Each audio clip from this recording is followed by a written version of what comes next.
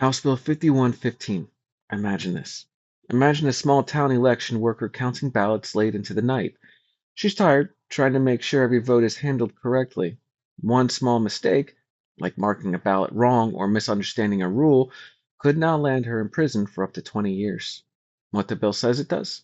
House Bill 5115 says it cracks down on election fraud by increasing penalties for anyone who tampers with or manipulates votes. It claims to protect the integrity of Texas elections. And what it actually does?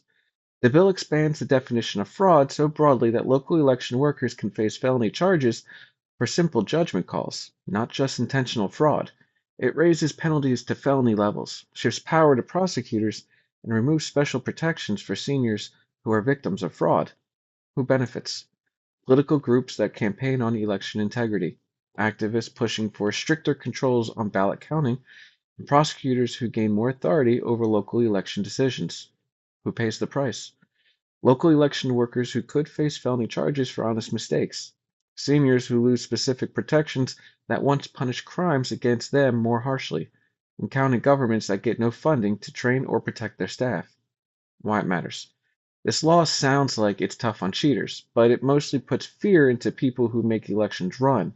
When election workers are afraid of being charged for doing their jobs, it gets harder to find people willing to serve, and that weakens the system for everyone. Questions to ask your lawmakers. How will you protect election workers who act in good faith from being unfairly prosecuted?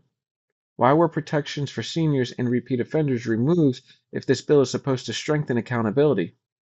Shouldn't counties get funding or training before facing new felony level risks? Bottom line, House Bill 5115 turns ordinary election work into a felony risk and shifts control from local officials to prosecutors, making elections more fearful instead of more secure.